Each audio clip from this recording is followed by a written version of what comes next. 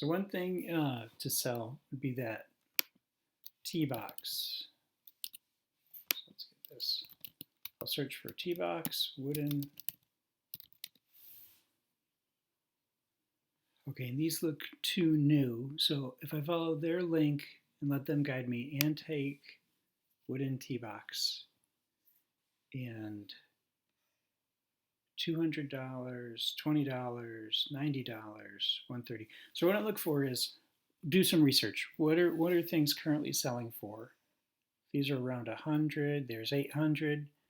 They're really varying. That's a nice shape, but it's $100. So what I look for is what actually sold. Okay, so filter by the sold. This one's $350. Here's one for $5. 135, 32.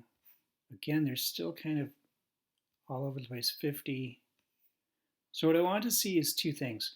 What are these selling for generally? $60, 130. And how frequent are they selling? Are these big sellers? So here's one on the 24th. So today is the 24th. So that sold today. That sold today.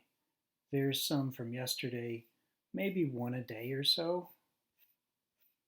So, they're not selling 100 of these every single day.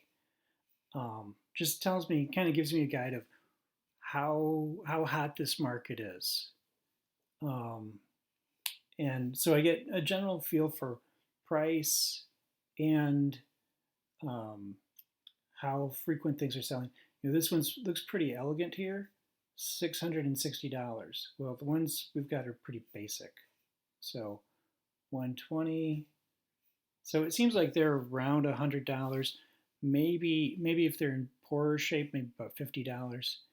But this will give me a starting point.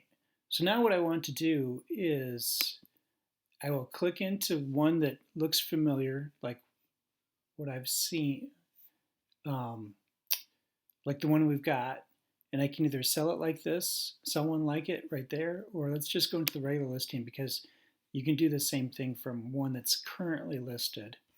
So right below the photos, there's, do you have one to sell? Sure do. Sell it now. So this will open up a new page and it pre-populates a lot of the information.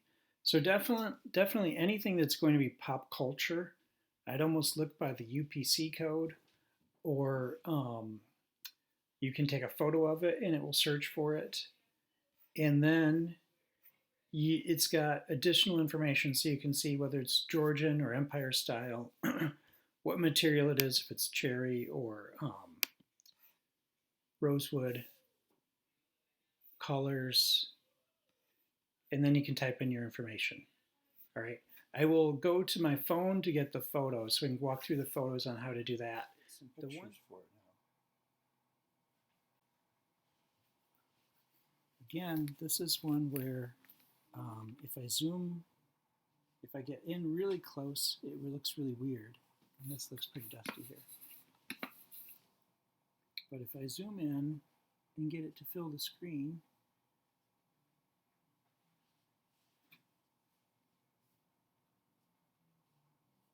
I zoomed in partway just so the parallel lines don't get distorted. If it's really wide angle and you get on top of something, the image looks really distorted. The one thing that's interesting is looking at some of these other listings is this has got really nice photos here. So it's general light.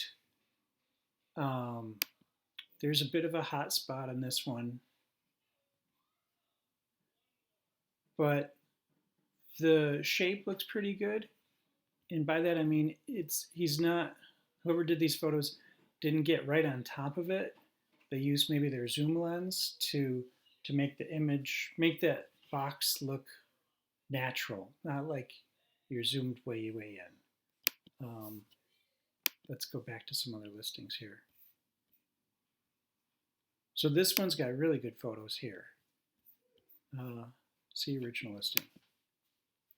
This one they took in a light box, but I think you can do the same thing from just having natural light and not direct light, but bounce light from maybe a northern window, maybe from multiple light sources. But this, they've got kind of a setup. It looks like they've got a couple LED lights or bright lights kind of washing that whole surface. This one's got really nice photos. They've got good photos of details, the covers, the inside. The photos would tell a lot.